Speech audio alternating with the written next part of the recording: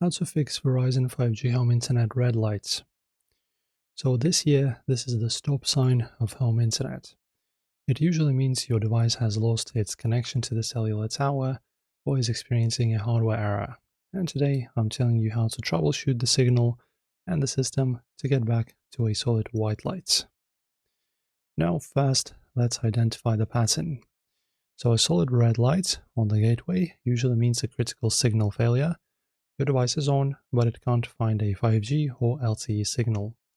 A blinking red, however, often points to a hardware issue or a failed firmware update.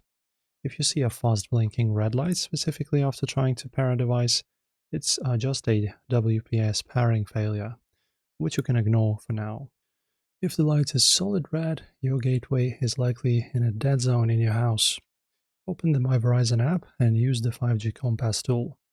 This AR feature shows you exactly where the nearest tower is. Move your gateway to a window facing that direction and place it on an elevated surface.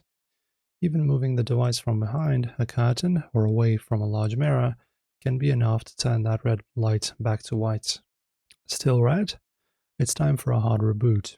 Unplug the power cable for a full 60 seconds. While it's unplugged, if your model has a physical SIM slot, quickly pop it out and reinsert it to ensure that the handshake with the network is clean. Plug it back in and wait up to 10 minutes. So these gateways go through a long boot sequence where the lights may flicker between red and white. Do not unplug it until it resettles. And the last step, if you've moved the gateway and rebooted but the red light still persists, check My Verizon app for local outages. If your provider itself is malfunctioning, you just need to wait for their technicians to fix the job and then you should be getting back online. And this is how you clear the red lights and get your home back online. Don't forget to like and subscribe if this fixed you guys. Thank you for watching.